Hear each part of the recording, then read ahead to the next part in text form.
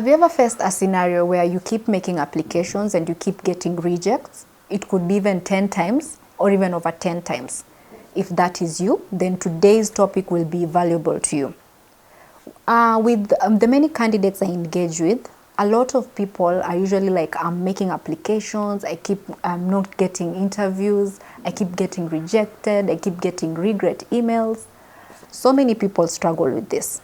And we're going to touch on the common mistakes people make that make them get rejected and how to avoid these mistakes. So mistake number one is in terms of formatting. So this is something very crucial, but people are usually not keen on it. And why people are not keen on formatting is because people will just see an advert. They'll be like, oh, they've just said, send your CV. Let me send it as it is. But formatting is essential because this is the first impression this recruiter will have of you. They'll get to know, is this someone who is organized? Is this someone who is professional?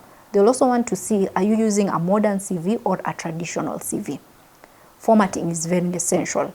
And there's the issue to do with the applicant tracking system. So what people haven't fully mastered is that with this system, it scans CVs. And one of the criteria it looks into is on the formatting. So any formatting containing graphics, images, usage of tables, lines, it can easily detect that. And the moment it detects that, that's an automatic disqualification. And when that happens, you get a regret email. But then also put in mind with regret emails, they don't fully describe what could have gone wrong. So then the person now ends up getting frustrated because they're like, I sent the application, but I don't know. Formatting is also one of the reasons. So you need to have an ATS compliant format. A mistake number two that people make is lack of the usage of keywords.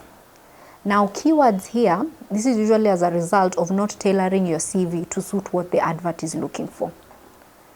Many people work with the assumption of, let me just keep sending the same CV for different applications, without putting in mind that when recruiters are going through these CVs, they're looking for keywords.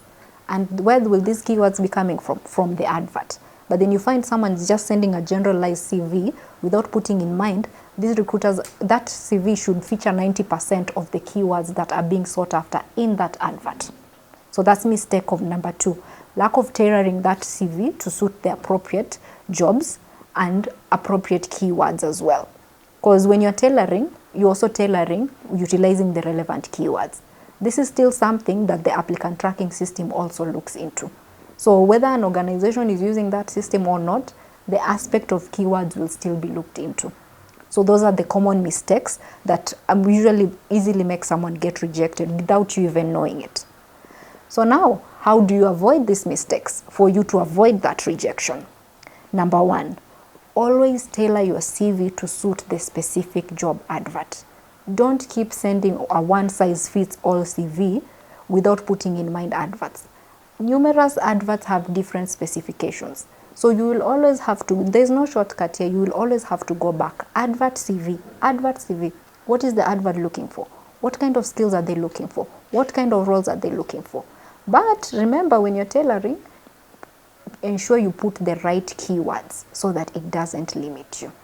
So tailoring of the CV to suit the specific adverts. But what are you looking into? Keywords. That's number one.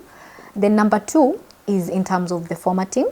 Formatting also, you need to have an ATS compliant format, something that will cut across, because with the ATS, normally it's plain text. It has to be strictly plain text.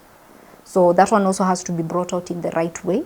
And also presentation matters a lot. So if your formatting is not in sync, it easily puts off a recruiter because they'll feel you didn't put enough effort into that. So when you do all this, you will notice a huge transformation because they look at visual presentation and how you've tailored your work. So all these things go hand in hand because the visual is the formatting. They have already looked into the formatting. So the formatting has to be in sync with what recruiters are looking for. Then when it comes to the content, this is where the keywords also come in, things to do with how you tailor the CV to suit that specific advert also. So all of that has to match. So when all of that is done, when you've tailored your CV to suit what the various adverts will be looking into, when you have the right kind of formatting, I trust you will see a huge difference. You'll see a huge transformation. You'll find yourself getting interview after interview. But remember, it's how you package all these things. You don't just go to the internet and see a beautifully done CV and then you just select it without doing proper research. Is this an ATS compliant format? The keywords that you're utilizing, are you just including keywords for the sake of it, or are you including keywords that are in sync with that advert?